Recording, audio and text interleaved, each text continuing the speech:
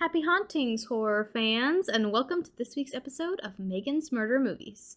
I'm your host, Megan, and this week we're going to be chatting about the movie Red Dragon. Super excited to get into this. It actually came after Silence of the Lambs, but it's the setup slash prequel to Silence of the Lambs, which is one of my favorite films. Definitely a comfort movie. I have seen it probably one too many times, but I love it, and I'm super excited to chat about Anthony Hopkins, who does such a great job in this and in the Silence of the Lambs kind of world that they have constructed. Super big fan, so let's get into it. All right, let's get into a little summary. So Will Graham is an FBI agent who takes down the serial killer known as Hannibal Lecter, aka Hannibal the Cannibal. Hannibal Lecter is a forensic psychologist and was actually consulting on a case with Agent Will Graham, but he was the murderer the whole time. It ends up being Lecter. He was working on, solving his own serial killings, I guess you could say. After Dr. Lecter tries to kill Will Graham, he retires from the FBI, and a couple years later, a new serial killer emerges, and Will is pulled back into the world by his old FBI agent partner, Jack Crawford, and in an unfortunate turn of events, Will has to turn to Dr. Lecter again to help on the case to catch the killer that is now known in the press as the Tooth Fairy.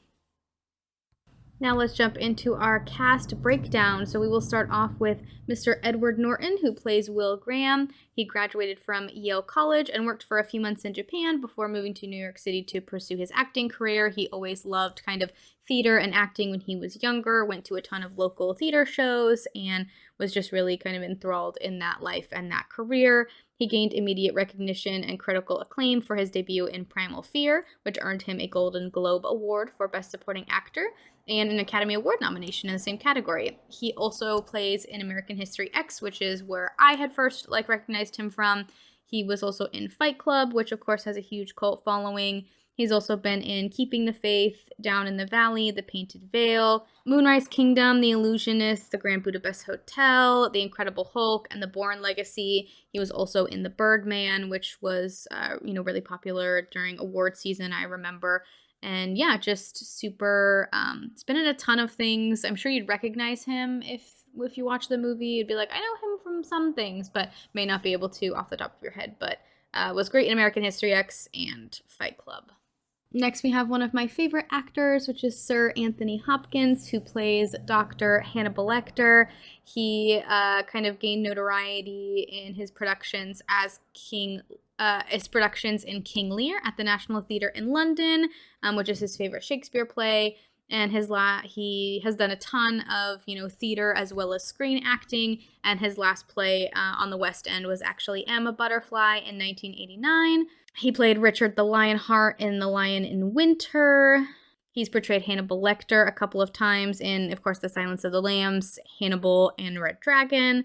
He was also in The Elephant Man, 84 Charing Cross Road, Howard's End, Bram Stoker's Dracula, Shadowlands, Legends of the Fall, Meet Joe Black, The Mask of Zorro, Thor, Thor the Dark World, Transformers, The Last Night, and Thor Ragnarok.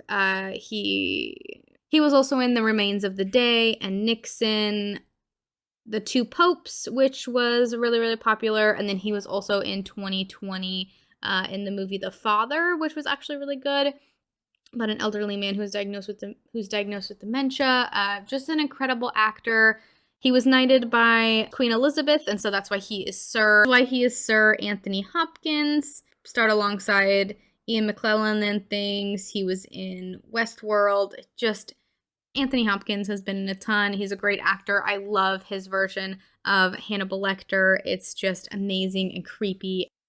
Okay, so then next we have Ralph Fiennes, who plays Francis Dollarhide, aka the Tooth Fairy, and he has been in so many things, just as, notable and recognizable as Anthony Hopkins and Edward Norton. But he has been in, he made his film debut playing Heathcliff in Emily Bronte's Wuthering Heights. He played in Schindler's List, which of course is, super well known and won a ton of awards. He was in The English Parent. He also played in Quiz Show, Strange Days, The End of an Affair, Red Dragon, of course, Made in Manhattan, The Reader, which is really great, also a great book. The Grand Budapest Hotel, The Kingsman. He voiced Alfred Pennyworth in the Lego Batman movie, and probably his most, or one of his most notable roles is playing Lord Voldemort in the Harry Potter series. Of course, he doesn't quite look like himself because of all of the things that they had to put on him to make his nose disappear. And he also starred in the James Bond series. He was in Skyfall, Spectre, and No Time to Die. He plays Gareth Mallory. So, super well-known English actor who's been in everything super popular, I feel like. From playing Alfred Pennyworth to playing in Clash of the Titans to, just he can do it all. And he's great in this, plays the role really well, I think. Also, just the script is amazing and the writing is, phenomenal. But the actors really bring their characters to life and kind of put their spins on it. I've read the Red Dragon's also a book, and so I've read the book as well, and just kind of love the cast and what everyone kind of brings to the roles. Then we will jump to Harvey Keitel, who plays Jack Crawford. He's known for playing kind of the morally ambiguous or tough guy characters. He's been in a ton of Martin Scorsese films, been in Taxi Driver, Reservoir Dogs, Thelma and Louise, Bugsy, From Dusk Till Dawn, also in the Grand Budapest Hotel. Most of these, a lot of these actors were in that together. Pulp Fiction, National Treasure, Bad Lieutenant, he was in The Irishman, in The Piano, tons of good things that he's been in. Probably would also recognize him, just been in a ton of stuff. And Jack Crawford actually is played by a different actor in Silence of the Lambs, which we will talk about next month because I'm doing that one next month around my birthday. Next, we'll talk about Emily Watson. She plays Reba McClane. She began her career on stage with the Royal Shakespeare Company in 1992. She starred in Twelfth Night, Uncle Vienna, and at the Donmar Warehouse. She was nominated for an Olivier Award. She played Margaret Humphreys in Oranges and Sunshine. She was in The Boxer, Angela's Ashes, Punch Drunk Love, The Life and Death of Peter Sellers, Corpse Bride and Miss Potter, War Horse, The Theory of Everything, Kingsman: The Golden Circle, The Happy Prince. She was also in the miniseries Chernobyl. They got such great actors and actresses for this movie, and she plays the role of Reba, just amazing, super great role. I feel like I wish she was in it a little bit more, but loved what she got to do and kind of how she played her role.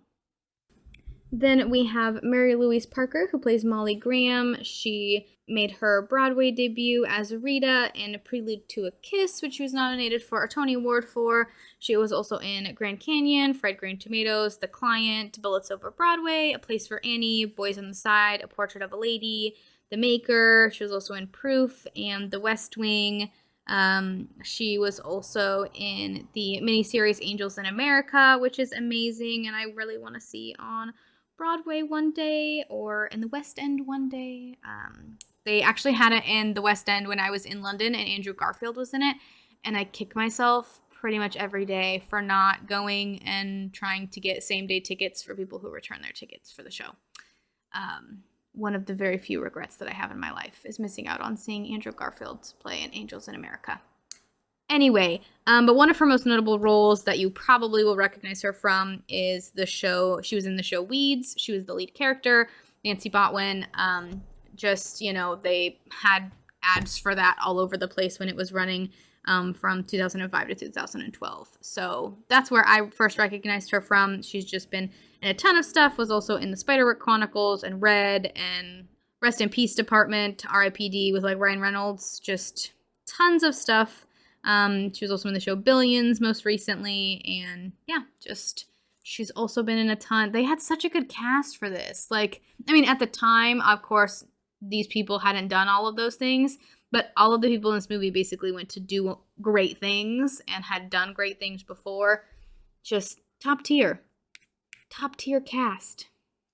Then we have Philip Seymour Hoffman, who plays Freddie Lowndes. He's best known for kind of playing supporting character roles, typically low-life misfits. He acted in tons of films. including leading roles from the early 1990s until his death in 2014. He was raised in New York. His first role was in 1991, and he played in an episode of Law and Order. Then he started playing in films. So he was in The Scent of a Woman, Twister, Boogie Nights, Happiness, Patch Adams, The Big Lebowski, Magnolia, Almost Famous, Punch Drunk Love, Along Came Polly. He played Truman Capote in Capote, which was awesome. He played in Charlie Wilson's War, The Master, Savages, Flawless, Jack Goes Boating, Mission Impossible 3, The Hunger Games, Death of a Salesman, True West. Those were some Broadway things that he did, which he was nominated for a Tony Award for. Again, amazing actor. Tough life for him, and wish that we could have got some more time with him because everything, seeing him in the Hunger Games, and then it was just like all of a sudden he was gone. It was like, oh no, like this person that I had, even though he wasn't really from my generation, like I still recognized him in so many things that like my parents watched. And so, then to have him in the Hunger Games and then have him pass, it was just like, dang, like I bet there were so many other things we could have seen him in. So again, really great acting. And next we will jump to one of my favorite side characters from the kind of Silence of the Lambs franchise, and that is Anthony Heald as Dr. Frederick Chilton. Dr. Chilton is just the perfect, like, weaselly, little uncomfortable character, and it's so good. He plays it. I don't know if it's the writing or the acting or both, but it just makes me uncomfortable, and that's how I know that it's good, because that's the role that's how the role is supposed to be. So this is his best known role. He basically plays the director of the mental institution that Hannibal Lecter is in, kind of, his jailer, as you could say. So he was in Silence of the Lambs, and then of course Red Dragon, and then he played in the movie Boston Public. He's also had reoccurring roles on Boston Legal and The Practice, and then he also played in an episode of The X-Files called Closure. That's, a pretty popular episode, but I just love Dr. Chilton. He's so annoying and creepy. Next, we'll talk about Bill Duke, who plays the police chief that they chat with very briefly, but still think it's important to bring him up. He starred opposite Arnold Schwarzenegger in Commando and Predator. He's also appeared in No Man's Land, Burn on a Wire, Menace to Society, Exit Wounds, Payback, X-Men The Last Stand, and Mandy. He was also Agent Percy O'Dell in Black Lightning, and then he's also directed episodes of numerous television shows, including Cagney and Lacey, Dallas, Hill Street Blues, Miami Vice, The Twilight Zone, and American Playhouse, and crime films Deep Cover and Rage in Harlem. So top tier actor, been in some really amazing works, and also got to try his hand at directing, which, he's directed quite a few things, so guessing he did a pretty good job at that. Next, we'll talk about Ken Leung, who plays Lloyd Bowman. He had roles in Rush Hour, Lost, Star Wars The Force Awakens, Saw, and X-Men The Last Stand, and he also portrayed Karnak, a member of the Inhumans, which was a television series on ABC. And then Stanley Anderson plays Jimmy Price. He's an American character actor, and he's best known for playing Drew Carey's father on The Drew Carey Show. Anderson also played in Deceived, RoboCop 3, The Pelican Brief. He was also in Michael Bay's movies The Rock and Armageddon. He also had some guest appearances in The Practice, X-Files, Seinfeld, and has done a couple of voiceover things with like National Geographic, Discovery Channel, PBS, and the History Channel.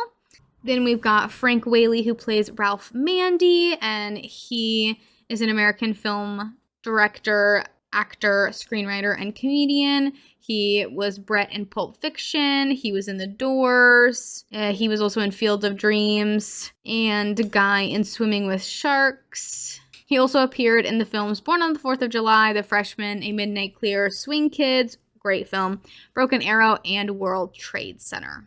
And then one of the last people that we have to talk about, who I also love, who's a very small side character, but just offers that like sweet, caring, just seems like the purest soul in some of these movies, is Frankie Faison, who plays Barney Matthews.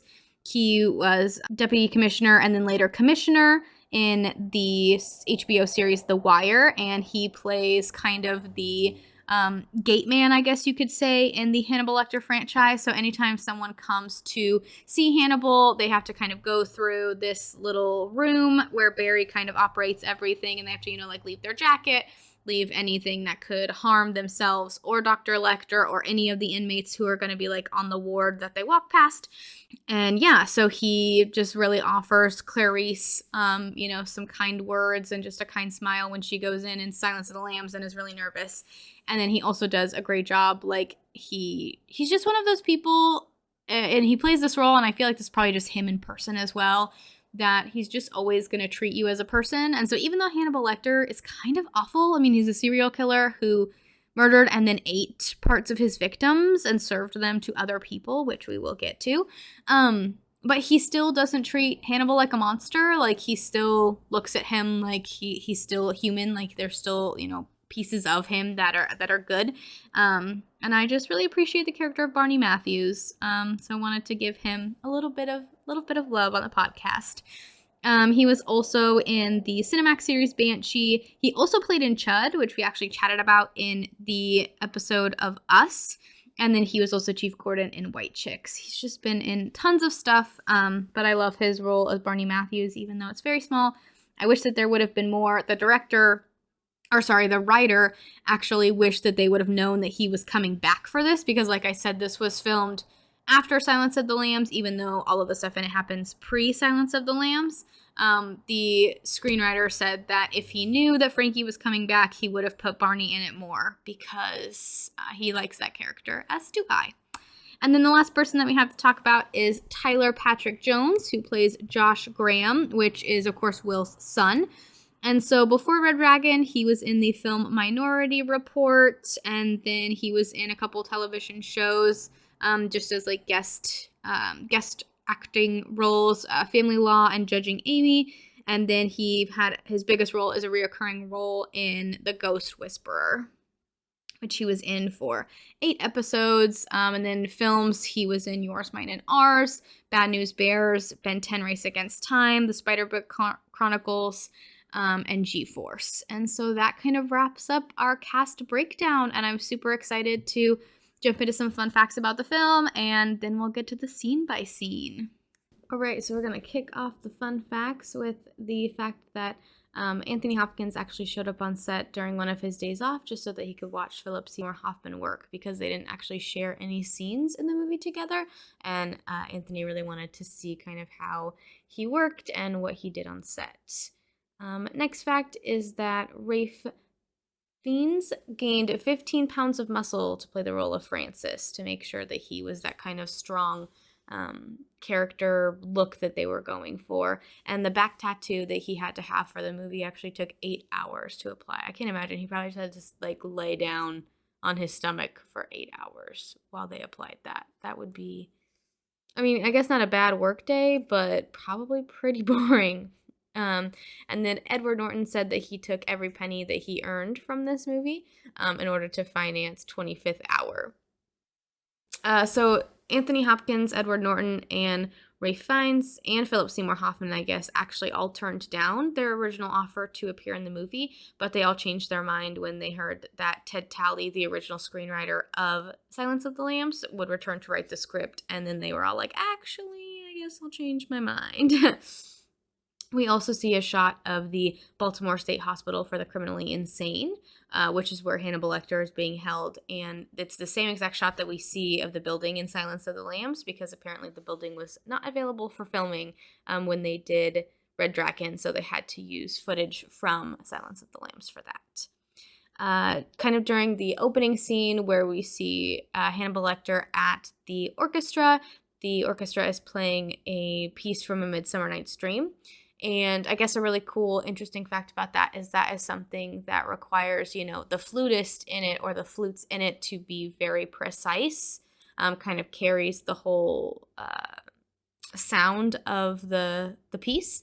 And so when the flutist in this scene is making mistakes, you can tell that Hannibal's very frustrated. And usually, I guess that's actually an audition piece to, perform with an orchestra is, if you play the flute, you have to play The Midsummer Night's Dream, because you have to show that you can execute it flawlessly or almost flawlessly Otherwise, it does not sound right.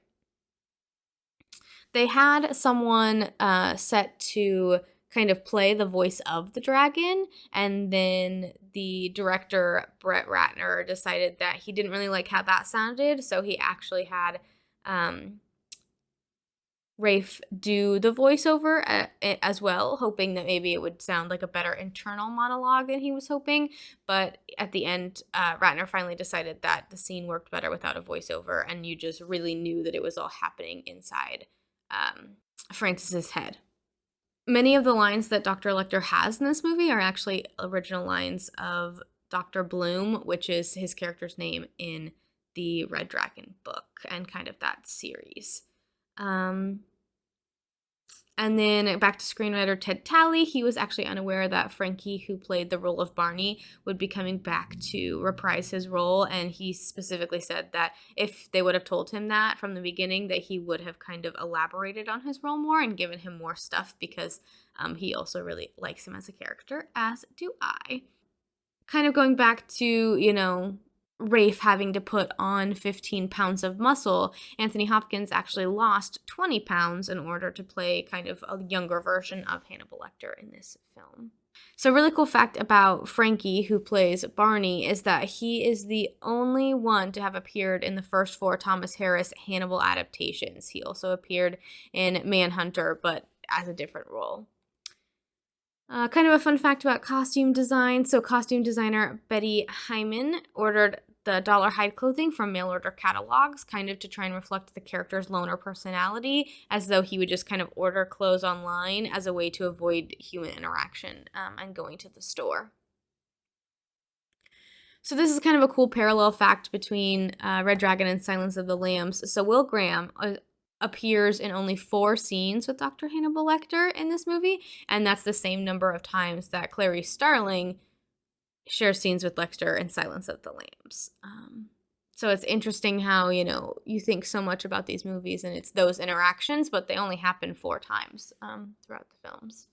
So apparently during shooting the opening scene of kind of the orchestra concert, one of the extras in the audience was conducting along with the actual conductor, so they had to refilm the entire thing because you could see them in the background conducting. So then this is kind of a cool bit, kind of back to Silence of the Lambs as well, is that we find out kind of at that dinner that Lecter is enraged by a poorly playing flutist, which kind of leads him to fixate on that flutist. And we find out that that flute player's name is actually Benjamin Raspill. And in Silence of the Lambs, Benjamin Raspill is the head that's found in the jar by Clarice and is one of Buffalo Bill's first victims. So there's kind of a little playback there. Ethan Hawke, I guess, was actually the first choice to play Will Graham. And a fun kind of behind the scenes thing is that Michael Jackson actually made a surprise visit to the set because he and director Brett Ratner had known each other since Ratner's music video career, and so they were pretty good friends, I guess. So he got to come and hang out on set for a little while, I guess. Anthony Helt, who plays Dr. Chilton, wasn't sure if he was going to be able to reprise his role due to some scheduling conflicts. They started talking with another actor, Tim Roth, as kind of being a younger version of Dr. Chilton. But at the last second, Held became available and was able to come and reprise his role as Dr. Chilton. So Francis Dollarhide is loosely based on the BTK killer. Paul Bettany, I guess, was actually offered the role originally of Francis Dollarhide, but he turned it down to appear in Dogville, which I don't know if I could see Paul Bettany in this role. Like, I love Rafe so much. He's so good. Jack Black, I guess, was considered for the role of Freddie Lowndes, which I think could have been good. Like, I definitely could see him in that kind of like smart-ass, skeezy journalist kind of role. But I like what Philip Seymour Hoffman did. They actually bleached Edward Norton's hair a little bit because his character lives in Florida for kind of most of what we see him in the film, aside from that kind of opening sequence of him and Lecter. And so it's, kind of making his hair lighter by the sun. So they actually bleached his hair just a tiny bit. So it's just a shade or 2 lighter from his natural shade to kind of reflect that. Small details, they have Braille watch on Reba. You can't see it very many times in the movie. I think you can. I think the best time you can see it is when she's petting the tiger when her and Francis go to the zoo. But yeah, she wears a Braille watch, which I think was a really cool touch. And so then the Red Dragon, I guess, is also a name of a rumored book in the Vatican Library, said to be able to summon the devil. Sean Penn and Nicolas Cage were also considered for the role of Francis Dollarhide, but again, I love what Rafe did, so. Michael Bay was actually offered a chance to direct this film, which I think is good that he didn't. No hate against Michael Bay. I just don't think that a psychological thriller is his norm. Like, you picture him as like explosions and action, and while this movie does have some of that, like there is a good explosion in it. And so then kind of what I talked about with Reba's watch and kind of going to see the tiger. So Frances takes her to the zoo, and she's going to get the chance to pet a tiger, which is super cool and really exciting. And the kind of vets, I guess you could say, at the zoo tell her that the tiger's been sedated because they're going to, I think, pull a tooth, I think is the reason. Or they're going to do something to the tiger, so they need to sedate it so they can do some medical work on it. But it wasn't actually sedated. Like, they could not, due to kind of animal cruelty, there was no reason for the tiger to be sedated, and so it would have been unethical for them to just sedate it for the scene. So just off shot, I guess, just off screen where we can't see, there's the handler. So that tiger was fully awake and aware. Of course, had been trained and, was a show tiger and all of that. But what a cool experience that Emily got to have, just to, like, how many people can say that they, like, for their job got to go and pet a tiger? And then I guess Matt Damon and Jeremy Renner were also considered for the role of Will Graham, which I could see Jeremy Renner in it, I think would be pretty good. I think Matt Damon, in my opinion, is a little too, like, gruff. Again, kind of like with the Michael Bay thing, like, it's a bit too action. I think that the character of Will Graham, while he has to be, very, strong and, I guess, masculine in a way, he also has to have that, definite intellectual side. That's kind of the whole thing, is that he's got this brilliant mind, and he can, understand the life, or the mindset of these murderers. And, that's how he was able to catch Lecter, and that's how he's going to be able to catch Francis. And so I think that, having him be a little less, like, manly man, that I guess I kind of consider Matt Damon to be, is, I think, a better cast choice, just in my opinion. But I can see Jeremy Renner playing that role as the, like, I can get in a fight, but I'm not gonna get in a fight because I can use my brain to get out of it type of deal. Okay, so now that we have met the cast and we have some fun facts and behind the scenes little snippets about the film, let's get into the scene-by-scene breakdown. Alright, so as I talked about, we open on an orchestra in 1980. They are playing A Midsummer Night's Dream, and we see Anthony Hopkins in the audience, and he's looking at one of the flautists. And next we are in Hopkins' house, and he's throwing a little dinner party. He's invited other players in the orchestra, but the flutist is not present. They talk about how he's a missing person, not sure where he went, and basically what we find out is that Hannibal Lecter probably cooked him and served him to his dinner guests. One woman asks what they're eating, and he says, "If I tell you, I'm afraid you won't even try it." Even though it's a prequel, it was a sequel to Silence of the Lambs, but all of the events happened before, so they kind of expect that people who are going to see it have seen Silence of the Lambs and know that Hannibal Lecter is actually the serial killer known as Hannibal the Cannibal. He's a forensic psychiatrist who killed and ate parts of his victims, and so that's just a little bit of background on him. After the dinner party, FBI agent Will Graham shows up. You find out that him and Dr. Lecter are working on a case for the FBI, and they're working together on it. Will has found out that his victims are all being killed and parts of them are being eaten. So he's actually working with the serial killer in the case to try and solve the case. Dr. Lecter says you should come back in the morning. I think it's great that you figured these things out. Let's talk in the morning, and we'll kind of finish creating the profile for the murderer that we have. Dr. Lecter's like, "You wait here. I'm going to go get your coat, and then you can head out." And Will's like, "Okay, sounds good. Yeah, let's do it." So he gets up, and they're like in Dr. Lecter's study. And so he starts heads over to the bookcase, and he finds this old cookbook with all of these notes. And that's when he connects the pieces that Dr. Lecter is actually the cannibal murderer that Will is looking for.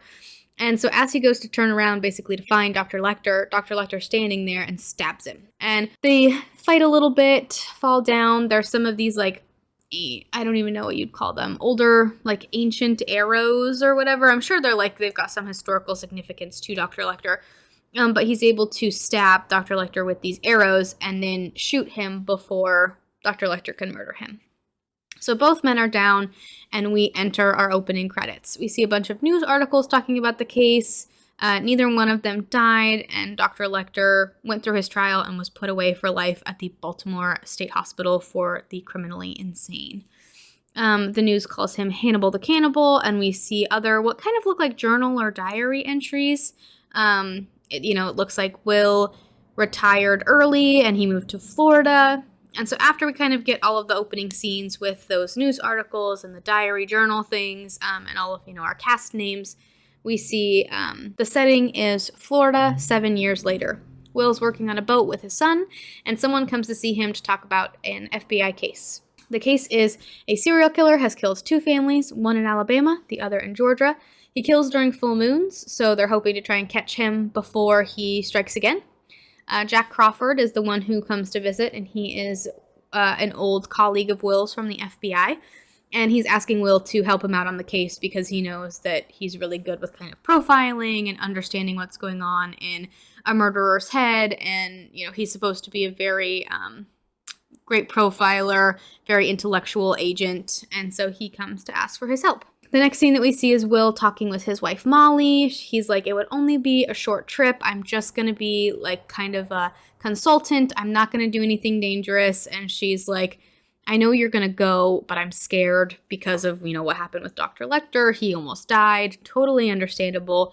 But she also knows that this is what her husband does. This is who he is. And he's going to try and help before anyone else gets murdered. So they have their chat, and she reluctantly agrees that he should go. He heads off to Atlanta first after saying goodbye to his wife and son.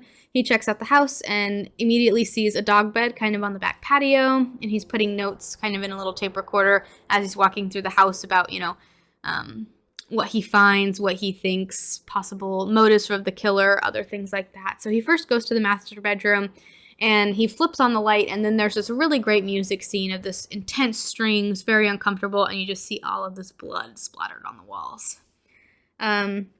Will thinks that he kills the husband first just to kind of get him out of the way so he doesn't have to fight with anybody, who could be equal to his strength. He then shoots the wife, but he doesn't want her dead just yet, so he shoots her, in the leg or, somewhere that won't kill her. Next, Will goes into the kids' rooms, and he sees that both kids were shot in their bed, and thinks that the killer probably used a silencer because after shooting both parents, you'd think both kids would wake up and vice versa. If you shot the kids first, you think the parents would wake up and they wouldn't have still been in bed. So probably used some kind of silencer. The murderer put all the bodies in the master bedroom. He spent more time with the wife. His signature is putting these mirror shards in everyone's eyes. So like the mirror part is on the outside. So think of it like your eyeballs as little mirrors, which is just really creepy and unsettling. Will's back at the hotel kind of going through notes and trying to put more pieces together, and he remembers reading that they found talcum powder on the wife, but there was no talcum powder anywhere in the house. Will knows that there's talcum powder in gloves that basically make them, easier to take on and off and, don't make your hands so dry. And so he thinks that the killer took his gloves off and there was talcum residue on the gloves that then was put on the wife's body. He calls Jack and says that they need to fingerprint the wife's eyes because he thinks there may be a latent print or an old print from the killer, or a partial print from the killer on her eyes when he was putting the mirror bits in there. Next, we are at the Atlanta police officer where there is a mold being shown of the killer's teeth. Very crooked, very unique. They're like really jagged looking kind of on the top.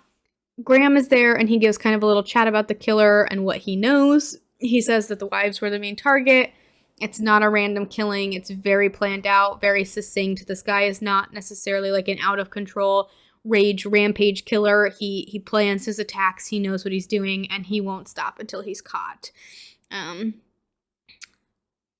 Will thinks that he feels like God when he's killing, and so, the only way to basically stop him is to kill him. Next, the police chief, Jack and Will, are all talking. They talk about how they start talking about the dog that the first family had. And the police chief says that the dog was actually attacked earlier that day, the afternoon, the day that the family was murdered, and that they had to put the dog to sleep. And then that night is when the family was murdered. The other family had a cat based on the litter box, but there was no cat in the house, no cat in the yard, and Will thinks that the cat was attacked and buried by the family in the backyard the same day that they were murdered. So Jack gets a call, and they actually were able to find a print on the first wife's eyes, a partial thumbprint. And so after a little press conference, we meet our man, Freddie Lowndes, and he works for a tabloid called The Tatler. And he really wants to interview Will. He wrote a bunch of stories about Will. When, the whole Hannibal Lecter thing happened, Will does not like Freddie Lowndes. He apparently snuck into the hospital and violated his privacy and took pictures of Will when he was in like a medically induced coma when he was healing from his stab wounds. Freddie Lowndes also starts calling the murderer the Tooth Fairy. That's kind of what the journalist named him. And if you watch any of those crime shows, the people trying to solve the crime, the police officers and the detectives and FBI always get very upset when they give the killer a fancy name like that, because it just makes them feel even more powerful. So Will kind of loses it after all of that and kind of gets in Freddie's face and shoves him up against the car, and Jack has to pull him off, and him and Will go to a diner and they're talking, and Will's like, I did what you asked, now I'm going home.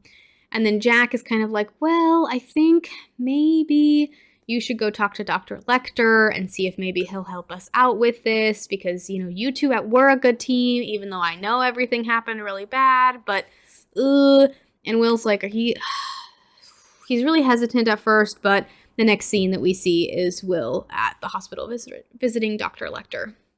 So he's chatting with Dr. Chilton, and we kind of learn a bit more about him, which if you didn't know from Silence of the Lambs, he runs the Baltimore State Hospital that Lecter is in, and he's asking Will all these questions about Lecter and the case, and how was he before, and did you have any idea, and I'd love to see the case files, and Will gives him nothing, and Dr.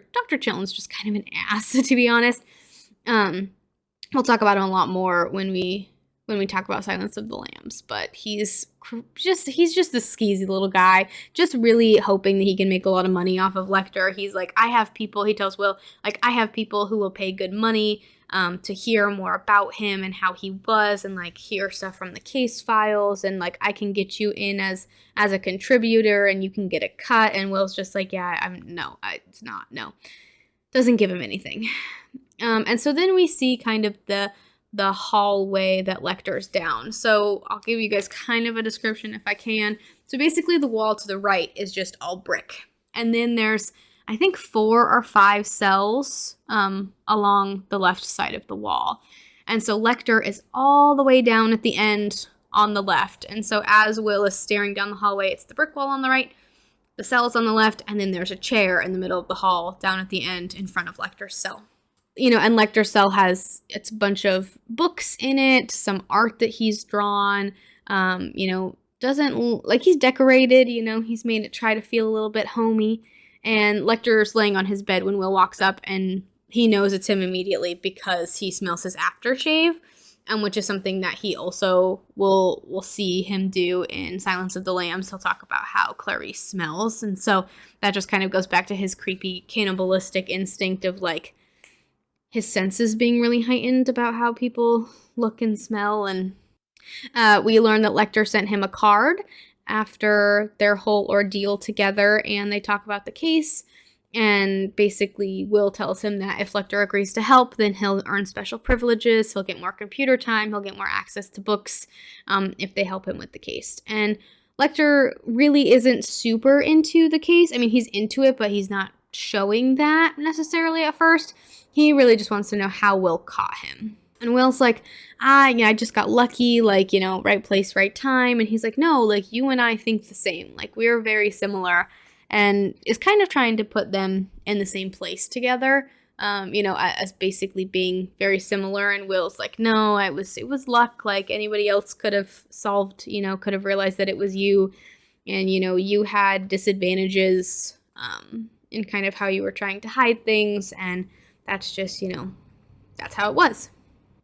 Will goes to leave, but Lecter agrees to help him at the last second. At first, Lecter's like not really buying it. He's like, whatever. And Will's like, fine, you're either going to help me or you're not. So, like, goodbye, Dr. Lecter. Lecter's like, no, let me see. Like, let me see the case file. That's okay. So Will gets coffee and he's trying to relax. Clearly upset and uncomfortable that he had to go see Dr. Lecter again, especially when they were like, seemed to be okay colleagues, like when they met after that dinner party that he had. And then, of course, that all turned when Dr. Lecter realized that Will was kind of closing in on him and tried to murder him.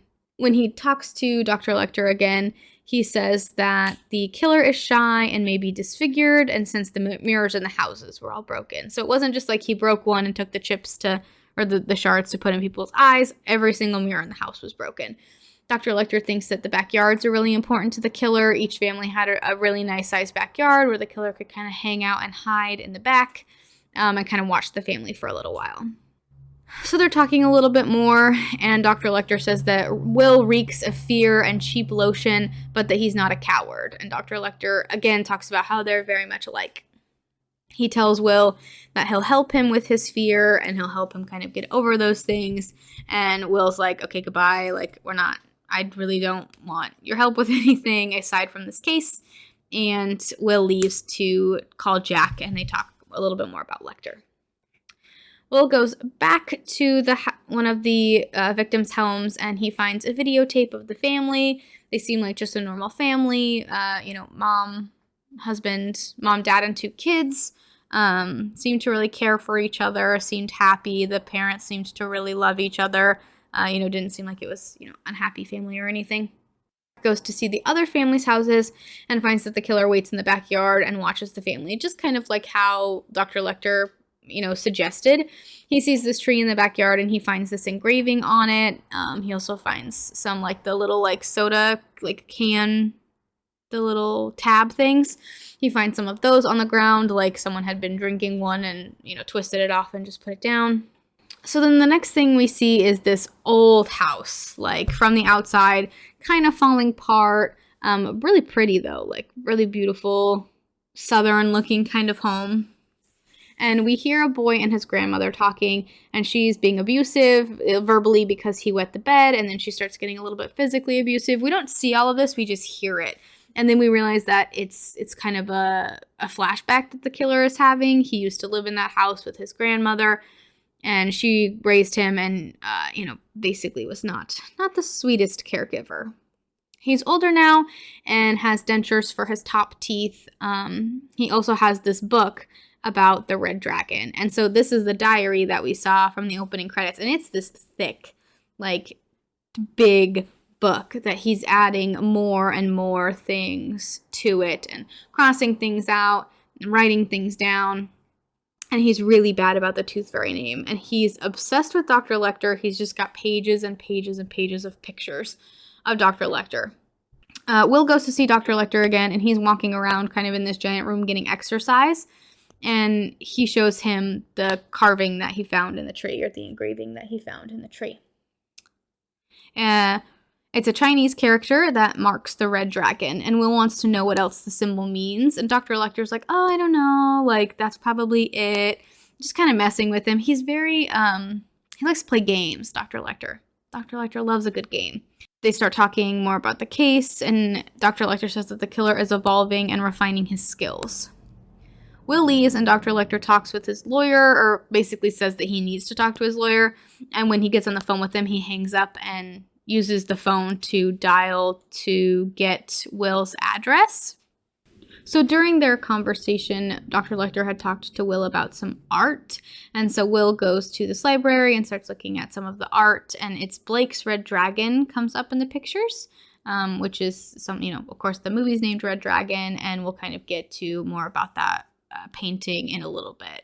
But next we see our killer at work. His real name is Francis Dollarhide, and he meets with this woman named Reba McLean. She's blind, and he's getting some film for some pictures that he needs to take at the zoo. He kind of works in like video editing and things like that. So, super normal thing that he would be doing. Francis ends up giving her a ride home when it's raining, and they chat and they start hanging out, a little bit flirty. He's kind to her, and she talks about losing her sight, and he really doesn't say much, but, she definitely thinks that he's pretty cool and would like to see him again. She can just hear by the way that he talks that he had some work done on his soft palate, which, kind of goes back to the reason why he has a full set of dentures, and he's got, a scar on his lip, on like his upper lip between his lip and his nose. And that kind of goes back to what Dr. Lecter was talking about him thinking that he has some sort of deformity on his face or something because he breaks all the mirrors that he sees himself in. Francis gets like worried when Reba asks if she can touch his face, and he kind of freaks out and runs away. Not runs away, but he leaves her house rather quickly. Back in Washington, D.C., they heard that back in Washington, D.C. at the FBI office, they hear that there was a note found in Dr. Lecter's cell, kind of hidden, and they think that it's from the Tooth Fairy. And we hear the note from him to Dr. Lecter, and basically it sounds like the Tooth Fairy is asking to speak with him, and so they're going to start corresponding. So they're trying to figure out where this correspondence is going to take place, and they think that it will happen via the Tatler in the personal section. So they go and they get a hold of the Tatler, and they're like, we want to know what ads are going to be running in the next couple of days in the personal section that, so they can hopefully find what it is. So they finally think that they find it, and it's in the personals, and it's coded, and basically it leads to Will's family. And basically, so what Dr. Lecter is trying to tell Francis in this correspondence is that Will is going to find him and kill him, so he needs to kill Will first. Will's family is relocated, and it's a really good scene where you think that Francis is actually in the house, because Molly wakes up and she kind of hears something in the hallway, and then it's just their son, and he asks if he can sleep in bed with her since the dad's gone, and then all of a sudden you just hear like helicopters, and the FBI has shown up basically to take them into hiding. Will greets them at the airport, and they're taken away to stay at this like farmhouse kind of in the middle of nowhere. Dr. Lecter is being held in a cell. He's strapped to this board and has the classic like Hannibal Lecter mask thing on. And he's getting all of his personal items taken away. He doesn't get his books anymore. He doesn't get his paintings. Dr. Chilton even takes away his toilet. So he has to go kind of like in a bucket, which just seems very inhumane. But that is Dr. Chilton. Will teaches his wife how to shoot a gun so that she can defend herself and Josh, their son. So she can defend herself and their son if it comes to it. Freddie Lowndes is caught trying to fake being an FBI agent so that he can get autopsy photos of the victims. And so they call him in and give him a story basically to put in the Tatler because they're wanting to mess with the Tooth Fairy. They kind of are hoping that they'll lead the Tooth Fairy to this fake apartment that they have that Will is supposed to be supposedly staying at. And they're going to stake out the apartment and hope that Francis will show up to basically get Will while he's at this fake apartment, and he'll be able to be taken down that way. They basically talk about how, they just say a lot of bad things about the Tooth Fairy in hopes of riling him up and making him mad. They're going to have protection detail on Will and at the apartment, like I said, so that hopefully they can catch him if he comes to come after Will after Freddie publishes that article. Freddie goes to work the next day and is then abducted by the Tooth Fairy in the parking garage. Freddie wakes up and he's like glued to this wheelchair in Francis's house, and Freddie tries to get out of it, but Francis is really mad about what Freddie wrote in the Tatler. Francis tells him that he's not a man anymore. He started out as one, but with each victim, he's getting closer to his true form, the Red Dragon. And then we see, Francis is kind of wearing this robe, and he takes the robe off, and you see that he has the dragon from the painting, Blake's painting, tattooed on his back. He then shows Freddy pictures from the murders that he took, and poor Freddy is just like beside himself. He is trying everything he can to basically live through this experience, and just, Philip Seymour Hoffman does such a good job in this scene. Francis also says that he's changing his female victims. Francis sees himself as a dragon, and he wants Freddy to write the proper story. He's like, are you going to make things right? Are you going to, basically do what I say? He makes Freddy read something while he records him, and then he ends up biting off. I think he bites off his tongue. I'm not totally sure. They don't show it, but I think that that's what he ends up biting off. The next scene we see is this man kind of outside a parking garage, and he hears this like weird noise and turns around, and there's a man in a wheelchair rolling down the hill on fire, and it is Freddy. Poor Freddy has died. However, the tape that Freddy basically was speaking on, that Francis recorded him talking, is sent to the FBI, and the team listens in. Jack and Will chat about the murder and how everything connects. Will feels really bad for kind of, what happened, because they basically told Freddy to write all these things, gave him this exclusive insight, and then he gets murdered because of the things that they told him to write, basically. Will thinks that he should go back to Baltimore and talk to Dr. Lecter again.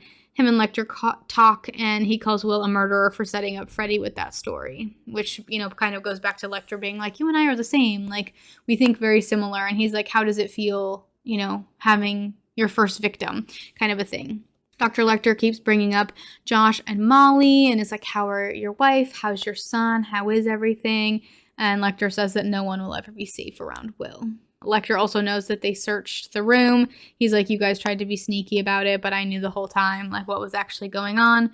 And he knows something about the case that he's not going to tell Will. He's like, you have to offer me more than what I've gotten. Like, you have to get my stuff back, and I want more than what I have. And I'll give you this crucial piece of information that could help break the case. Lecter tells Will that the transformation is kind of the big key, that he should look for tattoos, a military background. He tells Will that he's looking, but he's not seeing. Dr. Lecter thinks that Will's being rude, and he's like, you're not offering enough. Like, I'm doing all of this work, and I'm not getting anything in return. He wants more from Will, and kind of from what they can offer him in terms of perks in his situation. Then we kind of go back to Francis, and we see that him and Reba are on a date. He takes her to the zoo, and she gets to pet the tiger, which is kind of, we talked about in like the fun facts and stuff. She's super excited, and like I said, the tiger wasn't actually sedated for kind of ethical reasons, and so the trainer is just off shot. So she's actually getting to pet like a real, live, fully awake tiger, which I think is just such a cool experience. She then listens to the tiger's heartbeat. Like, the vet hands her a stethoscope, and she's able to listen to the tiger's heart, and you can just see it in her face. It just lights up with how excited she is to be doing that. Really beautiful date idea. Like, Francis really seems to like her, and she thinks that he's just great. Francis takes her back to his place, and they listen to music, and they talk more. She finally kind of gets the chance to touch his face a little bit. They kiss. She really likes him, but there are clear red flags in the house that she doesn't see because she's blind. The mirrors in the bathroom are all broken. You can see his his really intense dentures in the cup. I think he's got a pair of, what it looks like is that the teeth that he wears when he's like murdering people, they look like his grandmother's teeth, that like dentures that she had, and then he has other dentures that are like normal. It's interesting. But so there's a lot of red flags in the house that of course Reba doesn't see, and that's why she's a safe person that he can kind of potentially be in a relationship with, because she's not noticing those things. She comes back out of the bathroom, and he says that he has to watch a tape for work. And she's like, oh, can I, stay? Do I need to leave? Because it's work stuff, I don't want to keep you from what you need to do. And he's like, no, you can stay. It shouldn't take me too long. He is basically picking his next victim. This is how he does it. He watches these home videos that he gets from his job, and he picks the families that way.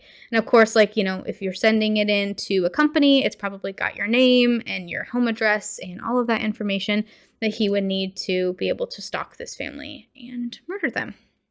He typically, it seems like he bases what he who he picks based on the mother in the movie. So he's trying to watch this film, but Reba is like literally in his face and she really wants to sleep with him. Very distracting. She kisses him. She starts touching him, whatever. They sleep together, and the next thing that we see is him in bed the next morning, but Reba's not there. He gets up and kind of starts to look for her, and you can tell he's getting a little bit anxious because of all of the red flags and like creepy things that he has in his house that he's hoping she doesn't, stumble upon. Then we hear him start arguing with basically what is the inner dragon, and the dragon is saying that it wants Reba, and he's like, no, you can't have her. You can have anybody else but not her. I don't want to do that. I like her. Why can't we let's wait a little bit? We don't have to do that. We can wait a little bit. So he's trying to negotiate Reba's life, basically, and he's arguing with himself about whether or not to kill her. He takes out the shotgun and tries to shoot himself, but can't work up the courage to do that. So he drops Reba off and tells her basically to get out. She's like, why are you being so different this morning? He basically tells her to get out and that he has to go out of town and do something. Next scene we see is at the FBI, and Will gets a box of one of the victims' stuff from the house. Just to kind of go over again, it was sitting with a lawyer. It was basically willed to a family member, but they're waiting until they can all be processed, I guess. And so Will is going through that, and we see Lecter getting a really nice meal, and he's listening to some opera music. That's kind of his reward for helping out with the case. And then Francis is at the Brooklyn Museum looking at the Blake painting of the Red Dragon. And so he basically says that he's writing a research paper on it. And so the woman this woman who works for the museum, takes him to go see the real painting, which I think is I can't even imagine getting to see up close in person, not in a case, some of my favorite paintings. There's this amazing painting by Vincent van Gogh of a skeleton smoking a cigarette. It's my favorite painting of all time. And if I got to just look at that, not through a glass, oh my gosh, I can't even imagine. That would just be so cool. Especially, a painting that clearly means a lot to him. Just art is amazing. Anyway, so while he's back there, in kind of this back private room looking at this photo with this woman who works there, this painting with this woman, he knocks her out and then proceeds to tear the painting up and eat it, thinking that will get rid of the dragon, which kind of doesn't make sense in my head. It just kind of shows how clearly he's not all there, because you'd think that consuming the painting would just make the dragon stronger, as opposed to lighting it on fire or just ripping it up and leaving it. He ate it. He shoves all of these paper pieces in his mouth, and then this other woman goes to walk in and he has to dispose of her. He doesn't kill either of them, but he knocks them both out, and then he leaves after consuming the painting. Will is finally able to put the pieces together and realizes that the videotapes are the key. Both families had videotapes made by a specific video place, kind of putting their home movies together, and he realizes that the person must work for that company. Francis is back, and he gets dropped off, I think, by this taxi in front of his van that he actually parked at his place of business, and he sees Will going inside. Will and Jack talk with his manager, and the manager is like, I'm not going to give you any information, my employees deserve privacy, and they're like, no, but just listen to the description, and him and what looks to be a receptionist or maybe his assistant go, oh yeah, that's Dollarhide, that's Francis. Francis goes to see Reba, and she's actually having dinner with another man from work, which then really makes Francis upset, and he kills that other man and then kidnaps Reba. Looks like puts chloroform over her mouth and nose and to knock her out, and then he takes her back to his place. He wakes her up and is very gentle at first, and then he starts interrogating her. He's like, what did you see when you were in my house? You saw stuff and you're going to turn me in. And she literally she can't see. She's blind, so she doesn't know anything. She's very confused, and she's like, how did I get to your house? Like, what's actually happening? He he tells Reba that he is trying to keep her safe because he's going to get you. He wants you. I'm not going to let him get you. So the best way to make sure that that doesn't happen is I'm going to shoot you with the shotgun, and then I'm going to shoot myself, and that's going to keep you safe. Reba, of course, starts crying because she just woke up to basically being told that she's going to get murdered. And Emily acts so well in this scene because she's acting like she can't see anything. It's really good, very, very talented, and definitely just how is that going to help? It's not Francis. Francis starts kicking over these giant oil cans, like gas cans, and he ends up lighting the house on fire. So she feels very trapped at this moment. She can't see exactly where he is. Francis says that he's saving her by doing this rather than letting him, the dragon, have her.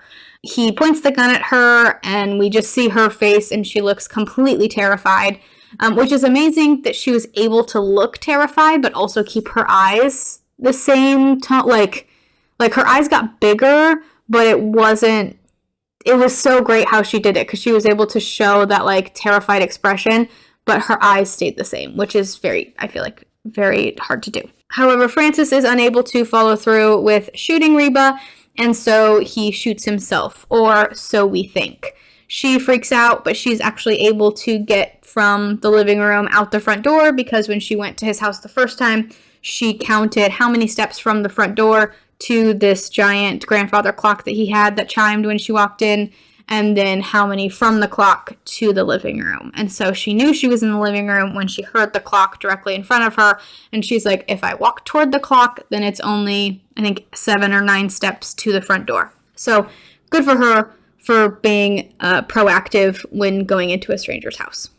So the FBI shows up at the house, and it is completely on fire. They almost run Reba over because she pops out of nowhere. Will goes running in the house, and it explodes. That's where we kind of get that Michael Bay moment I think I referenced back in the fun facts.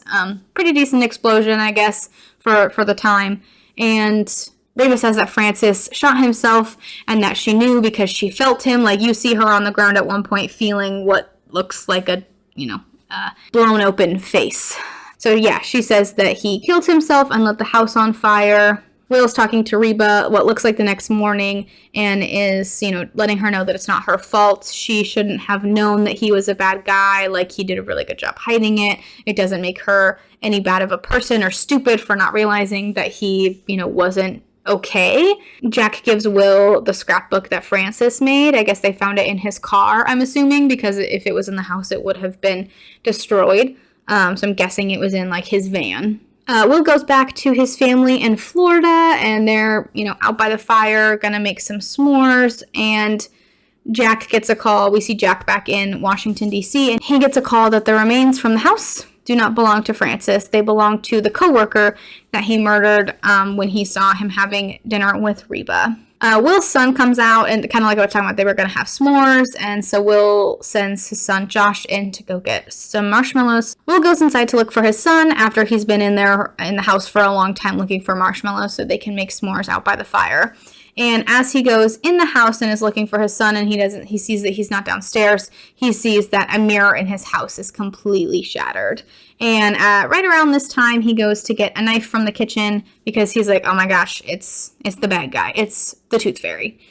He gets a knife from the kitchen, and right around this time, Jack is calling him saying, oh my gosh, the remains are not Dollar Hyde's. He's alive. We're sending, basically lights and sirens and helicopters to your house, but they're not going to get there that fast. We're just now sending them. They won't be there super quickly. Will goes upstairs and finds Francis with his son in, I'm guessing, his son's room. And he's got a knife up to Josh, and Will uses what he learned from the scrapbook to make Francis attack him rather than attack his son. So Will started saying all of the terrible things that Francis's grandmother would tell him to kind of rile him up. And so, but Will wasn't saying this to Francis. Will was saying this to his own son because he knew that Francis would then get pissed because he knows how it feels to be in the son situation. And so he would come after him. So he was basically kind of abusive verbally to his son in order to save him. I hope that their whole family gets therapy after this, because what the heck. Francis comes after Will, and his son is able to run away. Him and Will struggle for a second, and Will's able to get away as well. And him and his son hide in the master bedroom, where Will and his wife's room. Will gets his gun from his closet, and Francis is trying to basically break the door down, and then all of a sudden he stops. And then we hear Molly, Will's wife, being like, "Hey guys, where are you? I was waiting outside. I thought we were gonna make s'mores." Will kind of looks under the doorway and can see, after Molly passes another doorway in the hallway, he sees other footprint, shoes coming out of the door behind Molly. So he yells at Molly to get down, and he shoots Francis through the door. But Francis is also able to shoot him. So Molly kind of finally breaks into the room after they've both gone down, and she has to get the gun and basically finish Francis off. One shot to the head, solid shooting on Molly's end, and their family is safe. Francis is gone, and Will survives again, being almost murdered by a serial killer. He survived Hannibal Lecter's attack, and he also survived the attack of Francis Dollarhide, and the last kind of scene that we see that Will survives because he's on a sailboat with his family, and he's also reading a new letter that was sent to him by Dr. Lecter. And he throws it away. He's which crumples it up and throws it in the ocean. But the movie actually ends with Dr. Chilton telling Dr. Lecter that he has another visitor, a young woman from the FBI. And that is when we assume Silence of the Lambs will start. So yeah, that's the end of Red Dragon. I really liked this. I love how they shot it. Ted Talley did an amazing job coming back and doing the screenwriting for this. I think it's amazing and fits the kind of vibes that Silence of the Lambs had. It's one of my favorite movies, and I really hadn't seen this one a whole lot before doing it for the podcast, and I'm really happy that I did, because it'll be another probably one that I watch pretty often. I just love Anthony Hopkins' role of Hannibal Lecter and creepy Dr. Chilton, and it's all just great. But next month we're going to do Silence of the Lambs around my birthday, and I'm so excited. I hope that you guys enjoyed the episode. You can find the podcast on socials at Murder Movies. So that's M as in massacre, Murder Movies on Twitter and Instagram. And the podcast is also available on Apple Podcast and Spotify. I hope everyone has a safe and lovely week